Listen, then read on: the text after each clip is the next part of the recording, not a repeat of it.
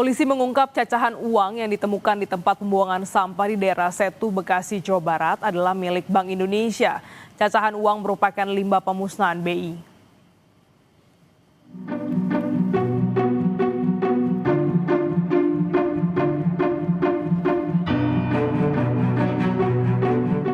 Misteri penemuan cacahan uang di tempat pemilahan sampah di Desa Taman Rahayu, Bekasi, Jawa Barat menemui titik terang.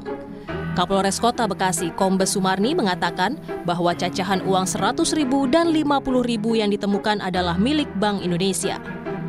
Cacahan uang itu merupakan limbah pemusnahan BI. Selanjutnya, bersama Bank Indonesia, polisi juga akan menginvestigasi alasan sisa pemusnahan uang dibuang di tempat tersebut. Memang itu cacahan yang untuk dimusnahkan, ya, uang cacahan untuk dimusnahkan dari BI karena alasannya uang lama, ya, uang lama yang memang secara periodik untuk dimusnahkan. Bahwa selama ini memang harusnya dikelola sudah berjalan, sudah beberapa bulan yang lalu sudah berjalan dan dibuang ke Bantar Gebang, ya, ke Bantar Gebang untuk dilakukan pemusnahan lebih lanjut. Bank Indonesia yang menemui temuan cacahan uang kertas tersebut memastikan bahwa cacahan uang yang ditemukan adalah uang asli.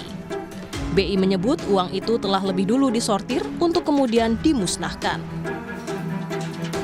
Itu adalah uang asli dan juga sekaligus menepis kemungkinan ataupun berita-berita bahwa tumpukan itu adalah berasal dari uang palsu ataupun uang dari bentuk-bentuk kejahatan yang lain.